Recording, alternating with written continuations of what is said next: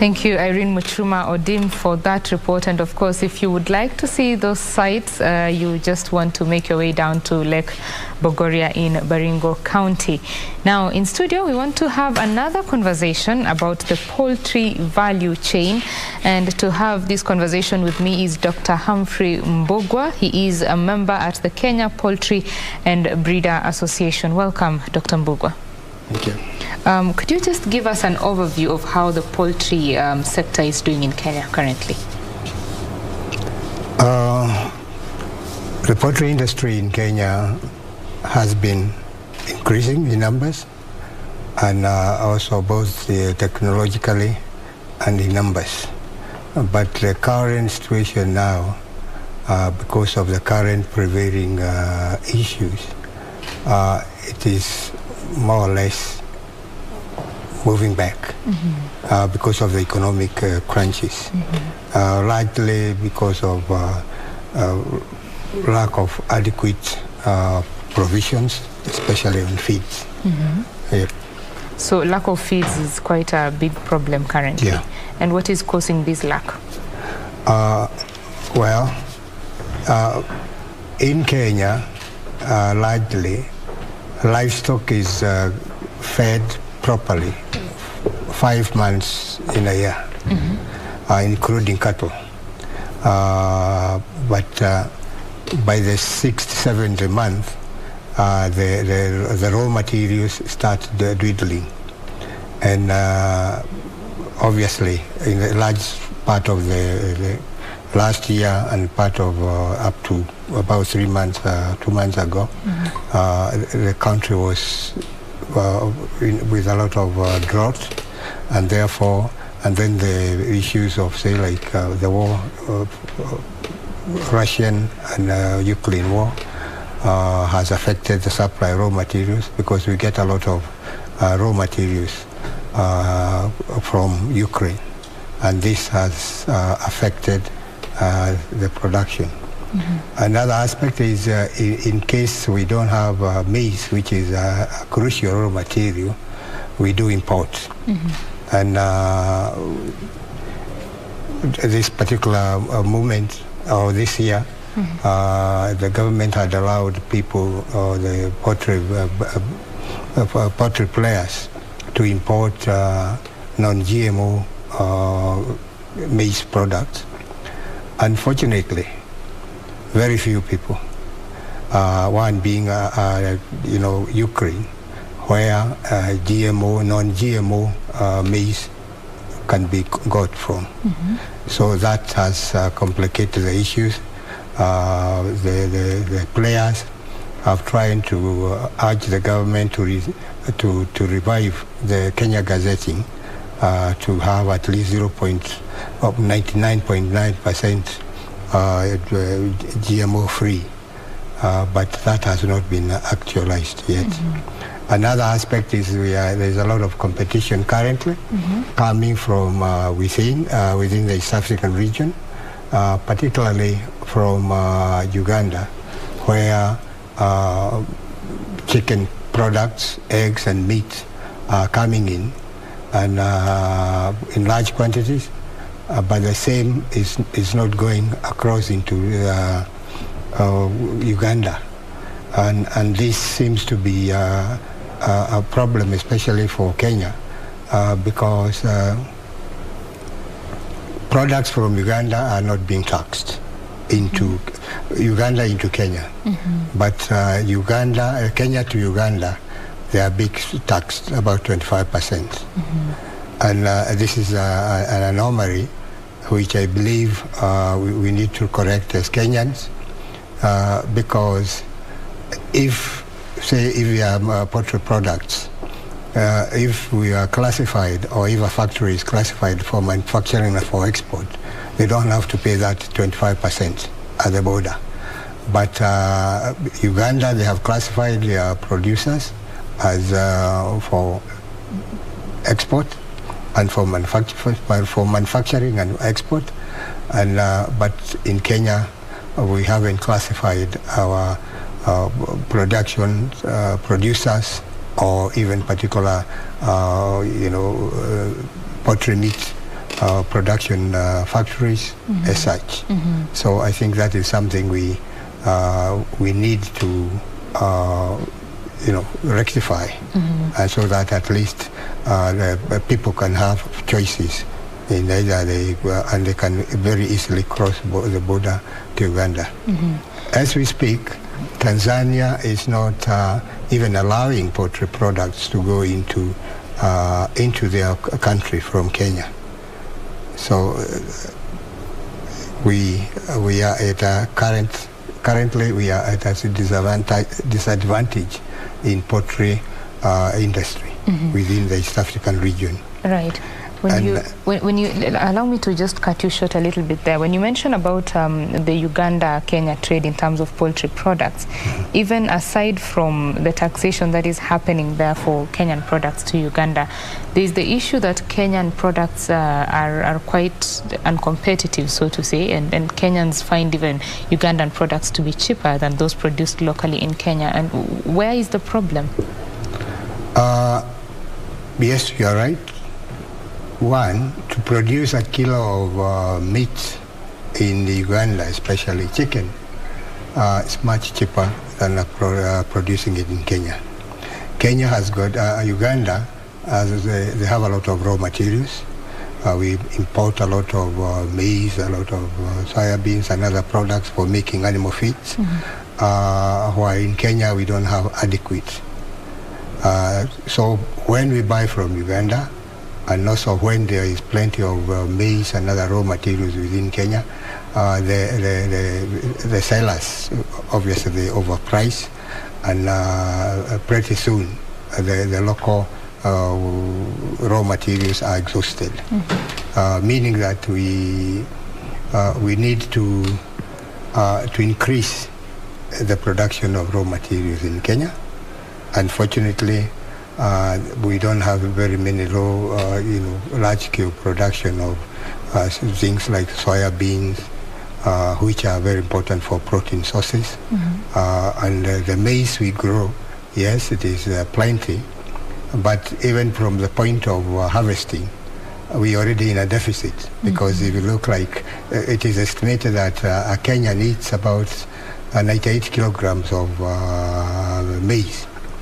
And if you calculate that for the current population, obviously there will be a deficit at the end of what is harvested, and it is eatable at the end of the drying and the preparation.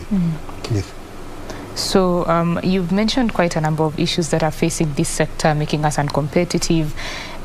What can be done to ensure that the sector is streamlined, so that even we have, as you said, Uganda has some set aside for import, for export, others for local consumption, and just the parameters that inform this setting up of such parameter or of such a system? Yes.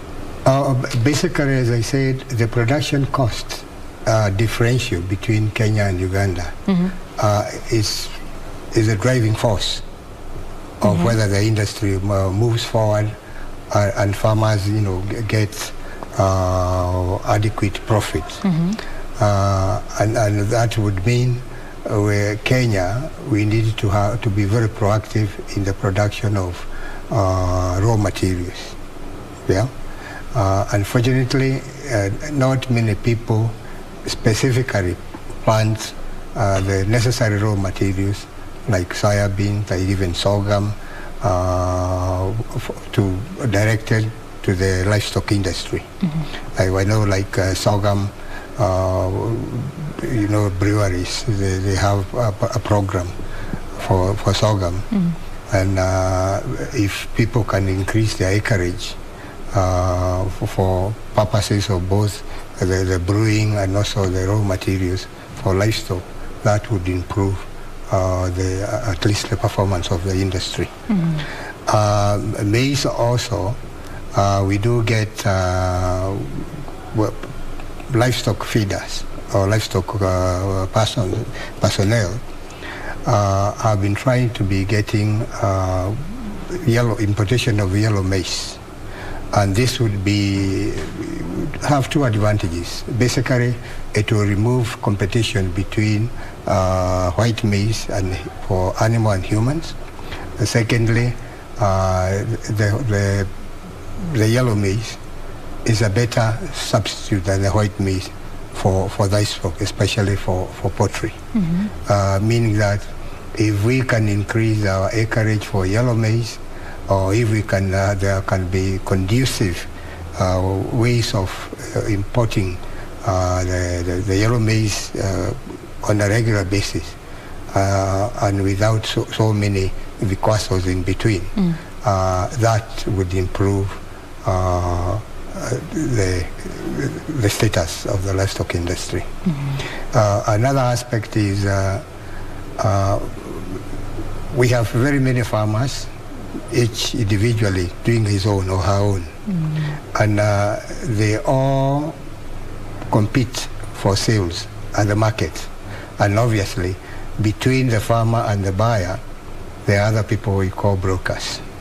They are also very important, but of course a broker is going to handle the seller, he is also going to handle the buyer, and in between he makes a profit. They make profit, and that is what they bring the two together, but obviously their motive is profit, meaning that the farmer himself, the seller and the buyer, they are not equal in terms of they are not negotiating one-on-one. This would call, say, for if farmers in one village or in one area, if they would come together, agree to be producing as a sort of a cooperative, and then of course they have somebody who directs them, guides them on how to manage the animals themselves, guide them on how to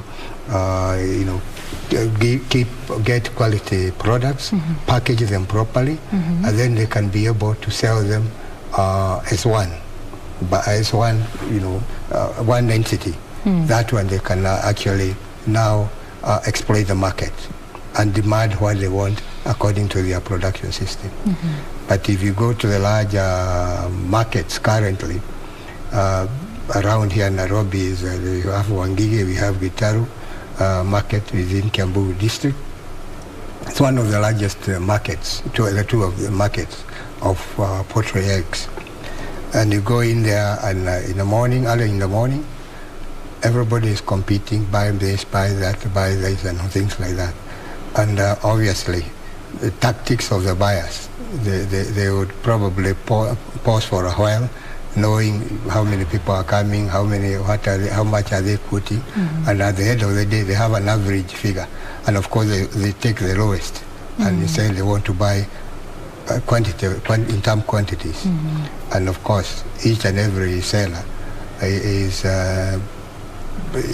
he has to sell at the end of the day, because unfortunately the small scale farmers, most of them, he has very few chicken on the farm, and as he takes in a week, at the end of the week, she takes the eggs to the market.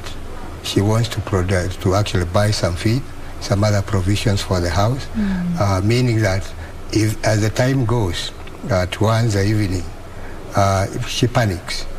What am I going to have in my own house?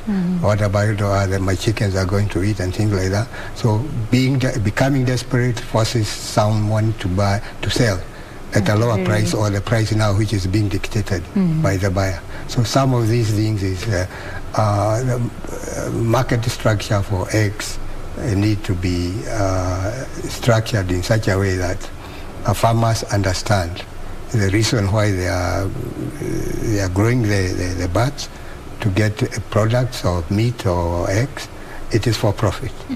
But for people to buy or to be interested in your product, there must be quality products, adequate, and also you have, and if you don't have any storage facilities, of course, you are desperate. How do you keep, you have slaughtered your broilers, they are ready, and you bring to me, I say, goja kindogo in the afternoon, goja kindogo in the evening, you get desperate. But if there are, say, like cold storage facilities somewhere near that market, people will be able to even keep them, and then they could sell on order. Yes. for some people, getting into the poultry farming is probably the easiest, or the easiest way to get into farming, so to say. But of course, you need some level of information and expertise to be able to make the best out of your farm. So what does it take for someone maybe who's watching, they're in there already and maybe they're struggling to break even, or they want to get into it? What does it take? Yeah, you are right in assuming that it is the cheapest job to start, because everybody, most Kenyans, even if you didn't have, you don't have a chicken yourself, you have seen chicken around your homestead. Either your neighbors or some of them just wandering around your farm. So people assume it is the cheapest way, it's the easiest livestock or animal to actually grow. But to the contrary, if you are doing it for business, it's not easy. It requires good housing. It requires good management. It requires good housing and feeds and water. And those things, like if it is kienyeji chicken, probably my grandmother never even bothered to consciously give them water or even give them feed. This portion is for chicken. They will scratch around, and then anything she throws to the ground. So with that concept in mind, people will assume chicken farming is the cheapest. But if you are doing it for business, you have to know what is the house, what is the temperatures of the house. Is it chilly at night? Is it too hot during the day? Because that environment, which is not conducive to the chicken, it will even affect the way it is, how much it is eating. If it is too hot, it doesn't eat. It pants. It literally even loses weights eventually. If it is cold, it is using the feed to keep itself warm. So if the house is not properly kept, you'd get many, especially if it is broilers for meat. Instead of growing for 6-7 weeks, they can even take 10 weeks, and it doesn't reach the desirable market weight. So that perception that is the easiest business to start, you must know facts, how to manage them, how to construct a proper house. Is it for layers? Is it for broilers? Is it for ducks or whatever else? And how many are you going to keep? Do you intend to expand? Because if you don't, if you construct a house for 100 chickens, and then suddenly you find, I'm doing very well in chickens, so I'll bring in 150. You are literally not doing justice to your business, because there will be crowding. They will start, each one of the chicken is interfering with the space of the other, and the fights will start within. They will be scrabbling for feed, and therefore, if you have not taken care of the feeders, increase the feeders, they will start now jumping onto them, throwing feed away and all this. So a lot of wastage, both in terms of competition and fights, and also reduced amount of feeds, that would mess you up. So you increase, thinking that you get twice the profit you had previously, but you actually end up not getting like you get previously. And then the market challenges, as I said earlier, and after maybe three crops of the chicken, you find a lot of people say, chicken business is not good. And they exit. And you go around in many places, especially in central Kenya, you'll find quite a number of empty chicken houses. Because somebody thought, assumedly so. It is one of the cheapest to go in. They are just buy chicks, especially if they are brooded. They come in and they stay for a month, and they start laying, and I start selling. But the dynamics of understanding the business, and this is. But we as professionals, we do organize, say, especially groups. If we are farmers group in an area, you build them on how to. How to start a business in poultry, how to rear them properly, and when they are chicks, of course, and when they are growers, when they are adults, and when they are laying, all those aspects on the age differentials, they have to be looked at and managed differently, and somebody must understand. Right. Then, unfortunately, also, I am the owner of the business. I employ you, and I just tell you. And as you rightly pointed out, it is the easiest way to get into. Yes. So everybody assumes we'll be able to look at them. So this man is, or this lady who is the poultry person, is not concerned about the environment of the chicken, the crowding or the density within a certain chicken house. And this brings in other things. There are places you just walk in, there is no fresh air out there. Ukiingia hapo macho naanza kusikia ammonia, because there is no fresh air and things like that. And those one, if you can feel it 3 feet away or 4 feet away for your noses, what about the chicken which is scratching on the ground? They're drowning in it. It is actually their lungs are being spoiled by the ammonia. The ammonia is bringing in other problems, and you assume it is okay. So the management need to be taught. Good management, especially for commercial poultry. Right. So if you want to get into poultry farming for profit, where would you get this information, and also speak about the extension services to poultry farmers? We have quite a number of people who sell chickens. The owners of breeding farms, the hatcheries, and they produce the eggs in the breeding farms, and they hatch the eggs in the hatcheries. And they are the ones now who sell to the individuals, the chickens, the chicks. Either at the day old or later after 3 to 4 weeks. These people also, despite selling the chicks to people, they also have programs for educating the farmers themselves. So they can go to the certain regions.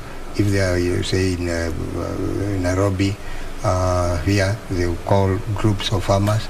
They come there, they are given the tidbits of growing chicks, looking after the growers, and also managing layers, and also issues of preventing diseases through vaccination, and scheduled management. Say, like, because they also get worms, clearly, and since they keep on scratching the ground and pecking. If one has got a worm, obviously it will infect all the others. So all these management things are the hatchery people who hatch the chicks, and also the professional like ourselves, the veterinarians. They have, we do educate people on how to grow chickens profitably. This. Very important for farmers to... Yes. Another aspect of that which comes in is, yes, I'm the owner, and I come to you to teach me about poultry. I'm the owner now. I know very well how you have taught me. But when I go back, I'm not going to transmit that knowledge to the worker. Okay. Is that helpful? Is that not helping the chickens? Yeah. So the workers, farmers, I always tell farmers, don't just go alone to a teaching session on management of poultry. Go together with your worker, so that he is the one who is on the hands up daily daily management of the chicken. Yeah, and since you not have a session with him, explain to him, we were told this and that, and you should be doing this. You see, there is that gap of knowledge transfer. Instead of the actual worker, you're actually directing it to the owner, who just comes to oversee, water, feed, and the chickens are there. Maybe if I left them 100, they are still 100, because you may not be able to count in the minute. Yeah. All right. Well, farmers should definitely be proactive in seeking this information, yeah? Yes. If they want to make the best out of their farming venture. Now, let's talk about the county governments. I mean, what is their role in supporting poultry farming? Since the devolution came in, agriculture is devolved. Yes. Meaning that the counties have to do, they are, depending on what their specialty is, if it is sugar, if it is layers, if it is cattle, they will know how to improve it. Unfortunately also, if you look at the way the poultry industry is set up, around Nairobi, there are a lot of resources in terms of feeds. Very many feed millers are around Nairobi and bigger towns like Thika and the like. But the poultry growers are everywhere in Kenya, meaning that feed has to be produced centrally for purposes of quality, and then packaged properly and transported to different areas. County government, for every county you move through, you are charged. So meaning that if you are coming from here and you are going all the way to Eldoret, all those counties will be charging you someplace. Yes. Obviously, by the time you reach there, you have to increase your prices, so that you get some reasonable profit. Another thing, what we knew previously as extension officers, these are people who would be in a center, and they will be visiting farms, directing people, this is the way to do this, and even if you are a startup, they will guide you throughout. Since the liberalization of agricultural practices, this does not occur. But as I pointed out, the agriculturalists, some of the agriculturalists and also the veterinarians who are in business of actually empowering the farmers, they do hold seminars either at a village level or at higher level, teaching the people who can now go into the field and direct the farmers how to, in various either feeding or building of the livestock structures, and even marketing. Yes, but certain counties, I know, they have also empowered the farmers, the agricultural department, and you find now even like Machakos, they have invested in terms of, let's say, incubators for the farmers themselves, and they have taught farmers how to improve from the old way of rearing chickens into a modern commercial structurings and things like that. How about things such as the cold storage that you talked about? Can they play a role in this? Yes. You find broilers. A lot of people will keep broilers. Within 8 weeks, most people will have finished them. Okay. If you are growing it in a sort of commercial, fully commercial manner, it will be less. But in a village, you could be about 10 people, but you keep all of them together. And you all go, the ton of you go to the market at the same time. Obviously, that competition for the growers of course, that means the person who are buying, they will sell you, we don't like yours, I guess I'll pick that. No, I think I'll go to that person. So that competition becomes very bad on the market issues or the profit. And this is a perishable product. So if you are there from morning and by 2 o'clock you have not sold, obviously you start panicking. And you have to pay, and you don't have any fridges or whatever. So it is important for refrigeration if you are near an area. And people are also, personally I do recommend people, if they have facilities, to put in some refrigeration in areas where there is poultry business. They would assist the farmers a lot, because when the chicken is ready, you just slaughter, package it, and keep for other you can be selling at your own pace. And that one would literally remove the brokers, and that desperation of the farmers is out. But the thing is, refrigeration for an individual, especially unless you are a big farmer, is difficult, because it's also costly. The power, the machinery, and the like. But once in India was like what we are doing here.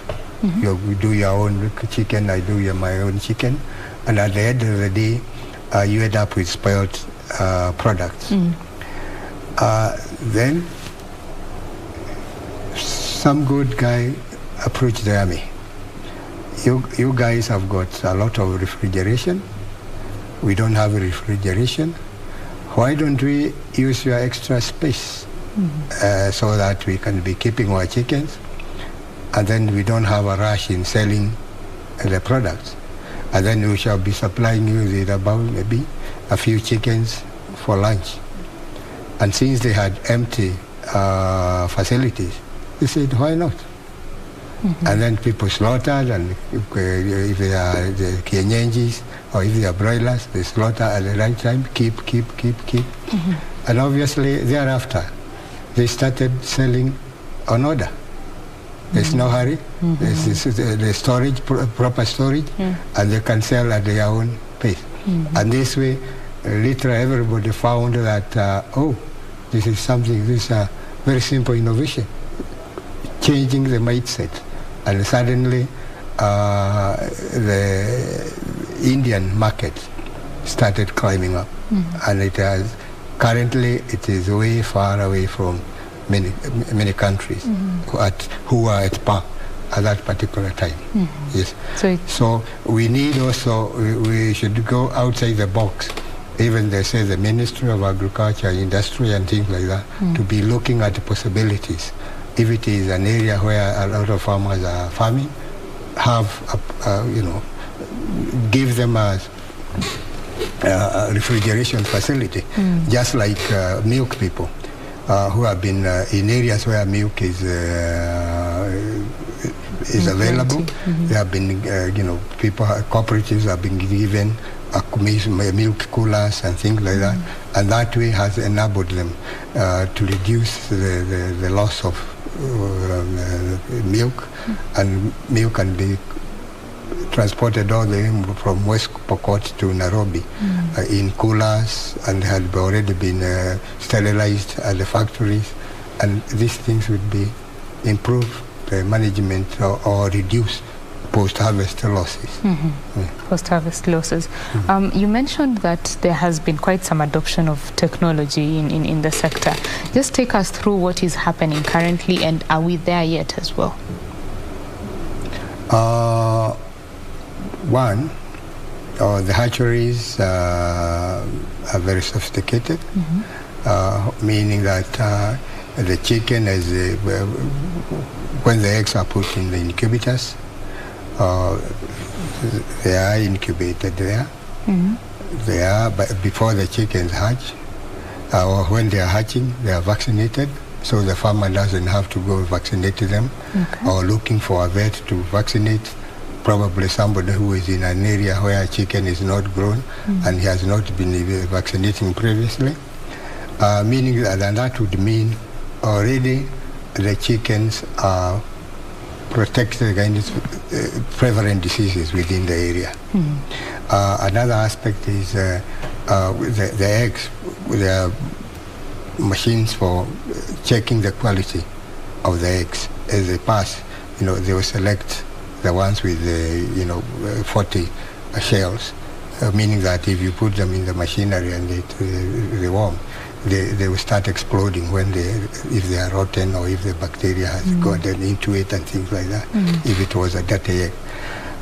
And also, especially in also manufacturing or slaughtering, there are places where now, they have the machinery are very efficient, very hygienic, such that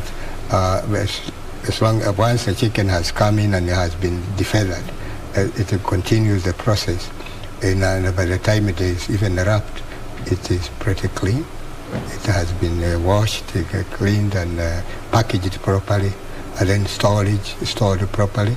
So there is a lot of improvements, both in terms of also rearing, the equipment for feeding, feeders, drinkers, and the like, which are automatic. The chicken just is very friendly in terms of, say, like water. The chicken just comes in and touches a nipple and it gets some water, instead of, the way we normally do it in our homes. Inakuja kwa karai na kuchukua maji.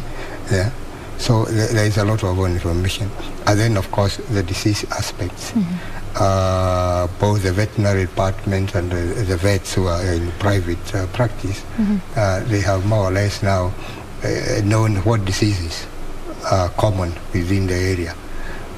So if these diseases can be prevented through vaccination, if they are prevented by vaccination, they have moved around, vaccinating around the villages and things like that, and that way they reduce the losses. Be they in the indigenous chickens, like in Machakos district or Kitui, you see a lot of people walking around the villages with vaccines, vaccinating for the people. Yeah, so that there used to be a wave, especially the famous Newcastle comes every other season, and the old people and the they used to know when it is this season, and the wind or whatever is giving this, the disease will come in. So they sell their chickens. That's the way ukija hapo, you don't know the history of the weather and in connection with the disease in Newcastle. So the comes and clears all your chickens, and then those are also educated also. When there is a disease, don't take one chicken without knowing whether it is infected but not showing diseases, because you might take it to tell your uncle, oh, my chickens are dying, so I want to hide this one, and I'll get eggs from you or chicks from you. Kumbe, it was incubating the disease. Then you take it to that village, and it gets infected, the others get infected, and the disease literally grows like wildfire. So all those aspects of public health issue, preventions, vaccinations, and things like that, people are also educated from the hatcheries and from the veterinary people. Yes. How about so that means a lot of knowledge. People currently, even young people who are going into poultry production, they at least are better armed than previously. Yes. This is very important. How about in market linkages? How is technology being leveraged? Marketing, as I say, is one area which is, at the end of the day, very, very risky for the farmers, and very unpredictable. Because unfortunately, the farming system, where people come in, the whole village, they find Dr. Mbugua has got chickens, and he seems to be doing well. The people around us, around you, they go buy a lot of chickens also. This is a good business, it's cheap and things like that. And then suddenly you flood the market. Once you flood the market, then you don't have any storage for actually dividing, ensuring that at any season you can provide the products. You know that people get very discouraged after the second or third crops of the chicken. So I personally advise people, especially if you are groups, arrange yourself in A group, B and C group. When you are keeping this, the group 1 keeps the chickens out here. When they are about in the mid-age, let the other group keep, meaning that all of you are not competing together. And once this group is finished, yours is now being slaughtered, yours the other continuously. Now you can literally supply the market when you arrange, rather than when you come all together. The whole village has kept the chickens together and they are flooding the market at the same time. And obviously the people called brokers, that is where they come in, and they will buy in large quantities at a cheaper price, and they have refrigeration facilities. So those people smile all the way to the market. Yeah. You, of course, deal with farmers on a daily basis, I would presume. Yes, I do. What would be your call to the government in terms of what they can do to support this trade? Currently, as I mentioned earlier, the feed is very crucial for livestock farming because they represent 70% of the production cost and over. That is if you are very efficient. Because despite that, the actual eating and the like. But as I pointed out, we don't have adequate raw materials. We have to import raw materials like soya, like maize also from Uganda, Tanzania, and if need be, from outside the country. And obviously there comes a bit of with a levy, taxes and things like that. And we would want to be zero rated. Most of the income tax for production materials to be zero rated. But we argue, yes, we present cases to the people who decide. But every budget comes in, this time they remove, next year they put it back, and things like that. So I think the Minister of Agriculture also should have a responsibility and involve their counterparts in other departments, finance and cooperative and the like, why it is important to reduce taxes on imported products. Yes. That's very important, and I hope that they are listening. So as we come to a close of this conversation, what would be your closing remarks and maybe an outlook of the sector in the near future? Personally, I have a lot of faith on poultry industry. And this is, you go to America, chicken is the cheapest meat, everybody can afford it. And the like. And this is because they keep in large quantities. A cow, by the time it is ready to be slaughtered, it takes ages. And that was 1,001 chickens will have grown many times and the like. So it is good. The eggs itself is very good for both adults and children. Poultry meat is pretty good in terms of keeping the people healthy and whatever nutrients they require. So it is an important facility, and farmers should be enabling environment through either the government, extension wing, and also removing all these like various taxes. And when a certain tax is either reduced or removed for that particular year, you can see the expansion, the farming has expanded. And but then when it is brought back, it's as if it is a punitive thing, and everybody goes bust. Right now, we cannot. There is very low materials. Even feed millers are closing because of lack of raw materials. Yeah, and this is why you hear people are complaining. Feed cost is going up and up because they are struggling to get the raw materials.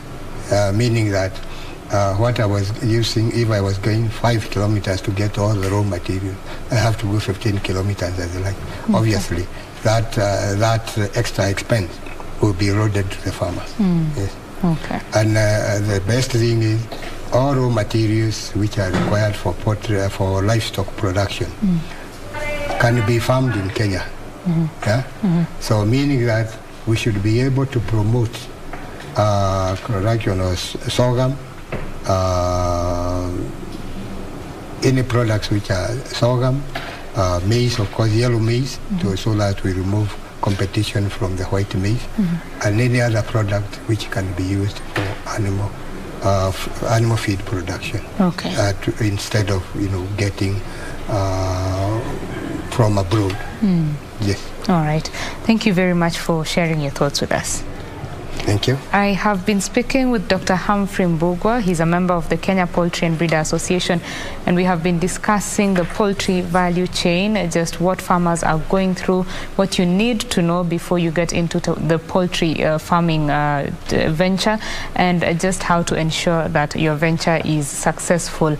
This is BIZ Check. That is where we close BIZ Check this particular morning. Thank you very much for keeping me company for the past 2 hours or so. Zainab Said is coming with the news from the counties on Kurunzi Mashinani. My name is Betty Kiptum. Do enjoy the rest of your viewing. Bye-bye.